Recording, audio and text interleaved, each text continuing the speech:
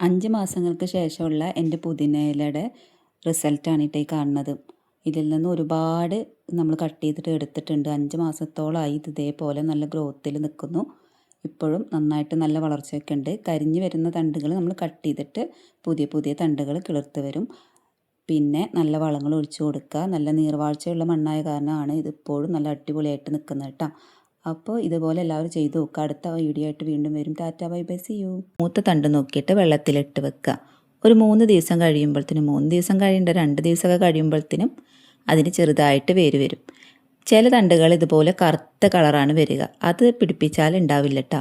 നമ്മളിതുപോലെ വേര് വന്നിട്ടുള്ള തണ്ടുകളാണ് നമ്മൾ നട്ടു കൊടുക്കേണ്ടത്. അപ്പോൾ നമ്മൾ അത്യാവശ്യം പുതിന നമ്മൾ കടയിൽ നിന്ന് മേടിച്ചിട്ടുണ്ടെങ്കിൽ അതിൽ നിന്ന് നല്ല തണ്ടുകൾ നോക്കി വെള്ളത്തിലിട്ട് വെക്കുക. അപ്പോൾ നല്ല വേരുകൾ വരും. എന്നിട്ട് നമ്മൾ നേരത്തെ നട്ടു വെച്ചിട്ടുണ്ടായിരുന്നതാണ് ഈ പുതിന. അത്യാവശ്യം നല്ല രീതിയിൽ തന്നെ പിടിച്ചു വന്നിട്ടുണ്ട് കേട്ടോ. അത് രണ്ടാമത് കട്ട് ചെയ്തിട്ട് എടുത്തിട്ടും വീണ്ടും ഇലകളൊക്കെ വന്നതാണ്. പല വട്ടമായിട്ട് ഇതിൽ നിന്ന് കട്ട് ചെയ്തെടുക്കാറുണ്ട് കേട്ടോ. അപ്പം നല്ല ഗ്രോത്ത് ഉണ്ട്. കുറേ എൻ്റെ ഉണങ്ങിപ്പോയി. അത് ഞാൻ നേരത്തെ കാണിച്ചതുപോലെ കറുത്ത കളർ വന്നിട്ട് കുറേ ഉണങ്ങിപ്പോയി. പക്ഷെ ചില കമ്പുകളൊക്കെ നല്ല രീതിയിൽ ഇല വന്നിട്ടുണ്ട് കേട്ടോ. അപ്പോൾ ഇതുപോലെ കത്തിയോ കത്രികയോ ഒക്കെ ഉപയോഗിച്ചിട്ട് കട്ട് ചെയ്തെടുക്കുക കേട്ടോ. എന്നിട്ട് നമുക്ക് നമ്മുടെ കറികൾക്ക് ഇടാനും പിന്നെ അതുപോലെ മിൻറ്റ് ലൈം ഉണ്ടാക്കാനും അതുപോലെ തന്നെ സുലൈമാനിയിൽ ഇടാനൊക്കെ ഈ പുതിനയില ഉപയോഗിക്കുക കേട്ടോ. കട്ട് ചെയ്ത ഈ ഭാഗങ്ങൾ നമുക്ക് വീണ്ടും നട്ടുപിടിപ്പിക്കാവുന്നതാണ്.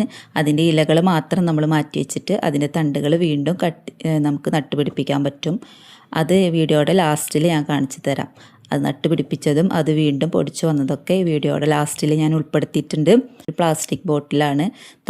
സൈഡിലൊക്കെ ധാരാളം ഹോൾസൊക്കെ ഇട്ടിട്ട് മണ്ണും ചകിരിയും ഒക്കെ ചേർത്തിട്ടുള്ള പോട്ടി മിക്സ് ഫില്ല് ചെയ്തിട്ട് അതിലാണ് കേട്ടോ നമ്മൾ മുളപ്പിച്ച കമ്പ് നട്ടുപിടിപ്പിച്ചത്. ഇനി നമ്മളിത് ചട്ടിയിൽ എങ്ങനെ നല്ല രീതിയിൽ നട്ടുപിടിപ്പിക്കാമെന്ന് നോക്കാം. ഇതുപോലെ ഒഴിഞ്ഞ പ്ലാസ്റ്റിക് കുപ്പികളുണ്ടെങ്കിൽ അതൊന്നും കളയണ്ട. അത് അതേപോലെ ഓട്ടോക്കെ ആക്കിയിട്ട് നമുക്ക് നട്ടുപിടിപ്പിക്കാം കേട്ടോ. ഇനിയിപ്പോൾ ഞാൻ ചട്ടിയിൽ നട്ടുപിടിപ്പിക്കുന്നത് അതിന് വേണ്ടിയിട്ട് ഒരു ചട്ടി എടുത്തിട്ടുണ്ട്. ചെറിയ ചെടിച്ചട്ടി മതി കേട്ടോ. അതിലേക്ക് ചെറിയ ചിരട്ടകളാണ് ഞാൻ അടിയിൽ ബേസായിട്ട് ഇട്ട് കൊടുക്കുക. വെള്ളം വാർന്ന് പോവാനും അതുപോലെ നല്ല ചെടിക്ക് നല്ല ഗ്രോത്ത് കിട്ടാൻ വേണ്ടിയിട്ടാണ് ഈ രീതിയിൽ ചെടിച്ചട്ടി സെറ്റ് ചെയ്യുന്നത്. പിന്നെ ധാരാളം കരിയില ഇട്ട് കൊടുക്കുക. കരിയില എത്രമാത്രം ഇതിലേക്ക് നിറക്കാൻ പറ്റുമോ അതിനനുസരിച്ചിട്ട് കരിയില നിറച്ച് കൊടുക്കാം കേട്ടോ.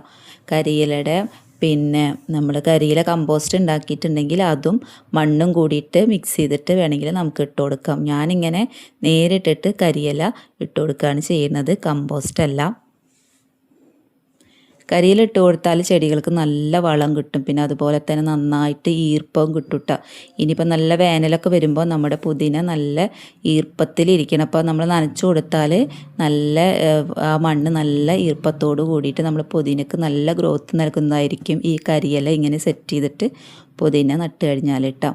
ഇനി ഇതിൻ്റെ മേളിൽ ഞാൻ ചകിരിയാണ് വെക്കുന്നത്. സാധാരണ ചകിരി ഞാൻ അടിയിലാണ് ഇടാറുള്ളത് വേര് പിടിക്കാൻ വേണ്ടിയിട്ട്. പക്ഷെ ഞാൻ ഈ കരിയിലയുടെ മേളിലാണ് ഇനി ഈ ചകിരി ഇടണം കേട്ടോ. എന്നിട്ട് അതിൻ്റെ മേളിലേക്കാണ് ഞാൻ മണ്ണിട്ട് കൊടുക്കുന്നത്. മണ്ണ് കുറച്ചും കൂടുതലും മണ്ണ്. സാധാരണ കുറച്ച് മണ്ണാണ് ഞാൻ പച്ചക്കറികൾ നടുമ്പോൾ വെക്കാറ്. പക്ഷെ പുതിന ആയതുകൊണ്ട് കുറച്ച് കൂടുതൽ മണ്ണിട്ട് കൊടുത്തിട്ടുണ്ട്.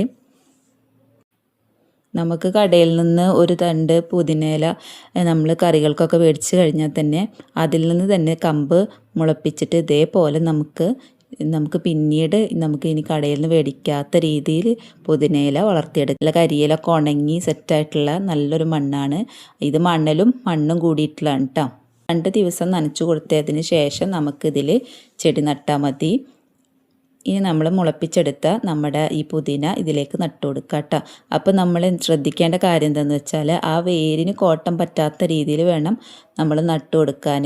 പിന്നെ നമ്മുടെ ഈ കരിഞ്ഞിട്ടുള്ള പുതിന വേണമെങ്കിൽ നമുക്ക് നട്ടു കൊടുക്കാം, പിടിക്കുകയാണെങ്കിൽ പിടിച്ചോട്ടെ എന്നുള്ള രീതിയിൽ നട്ടു കൊടുക്കാം. അതിന് ചില ചെനപ്പൊക്കെ വരുന്നുണ്ട്, എന്നാലും ഞാനത് നട്ടു കൊടുക്കുന്നുണ്ട്. പിന്നെ ഈ വേര് ഇത് പുതിനയില മുളപ്പിച്ചിട്ട് ചെയ്യുന്ന രീതിയുണ്ട്. അതിനെ പറ്റിയിട്ട് എനിക്കറിയില്ല. ഞാനിതുപോലെ തണ്ടിൽ മുളപ്പിച്ചിട്ട് എനിക്ക് ശീലമുള്ളൂ. അപ്പം ഞാൻ ഫസ്റ്റ് ചെയ്ത പുതിന മുളപ്പിച്ചത് ഇതുപോലെ സക്സസ് ആയി. അപ്പോൾ അതിൽ നിന്ന് 3 വട്ടം ഞാൻ അതിൽ നിന്ന് പുതിന എടുത്തിട്ടുണ്ട്. അപ്പോൾ അത് കാരണമാണ് ഞാൻ വീണ്ടും ഇതുപോലെ പുതിന നട്ട് കാണിക്കുന്നത്. ഇനി നമുക്ക് ഇനിയിപ്പോൾ അത്യാവശ്യത്തിനുള്ള പുതിന നമ്മുടെ തന്നെ പച്ചക്കറി തോട്ടത്തിൽ കൃഷി ചെയ്യാൻ സാധിക്കും കേട്ടോ. എല്ലാവരും ചോദിക്കുന്നുണ്ടായിരുന്നു കമ്പ് കരിഞ്ഞു പോകുന്ന പ്രശ്നമുണ്ട്, അതിനെന്താണെന്ന് ചെയ്യാമെന്ന്. അത് മൂത്ത കമ്പ് ആവാത്തത് കൊണ്ടാണ് ഇട്ട് അങ്ങനെ കരിഞ്ഞു പോണത്.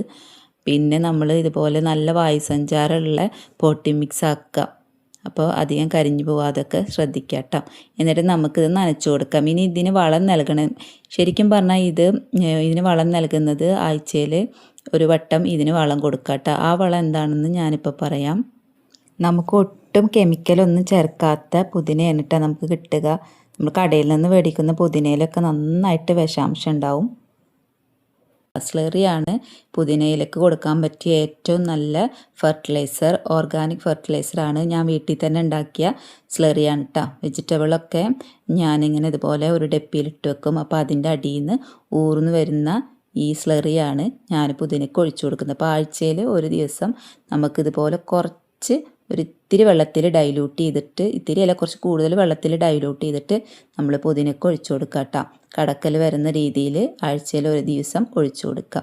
ലേസർ ഉപയോഗിച്ചാൽ മതി. നമ്മൾ സാധാരണ വീട്ടിലുണ്ടാവുന്ന പച്ചക്കറികൾ ഇതുപോലെ ഒരു ഡപ്പിയിലിട്ട് വെക്കുക. അതിനൊരു ഹോൾ ഉണ്ടാക്കി വെച്ചാൽ അതിൽ നിന്ന് നമുക്ക് സ്ലറി കിട്ടും കേട്ടോ.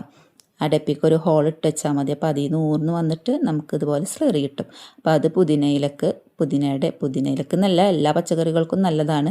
പ്രത്യേകിച്ച് പുതിനയ്ക്ക് ഈ സ്ലറിയുടെ ആവശ്യമുള്ളൂ. അപ്പോൾ അത് ഒഴിച്ചു കൊടുത്താൽ മതി ആഴ്ചയിൽ ഒരു ദിവസം. അപ്പോൾ നമ്മൾ മറ്റേ കുപ്പിയിലുള്ള പുതിനയ്ക്ക് ഒഴിച്ചു കൊടുത്തിട്ടുണ്ട്, ഇതിന് ഒഴിച്ചു കൊടുത്തിട്ട്. പിന്നെ വേണ്ടത് എന്താണെന്ന് വെച്ചാൽ നല്ല തണലത്താണ്, അത്യാവശ്യം ചെറുതായിട്ട് വെയിൽ കിട്ടുന്ന ഒരു ഏരിയയിലാണ് നമ്മളിത് ഈ പുതിന വെച്ചിട്ടുള്ളത്. നല്ല വെയിലത്ത് പുതിന കൊണ്ടുപോയി വെക്കരുത്, അപ്പോൾ അത് കരിഞ്ഞു പോകാൻ ചാൻസ് ഉണ്ട്.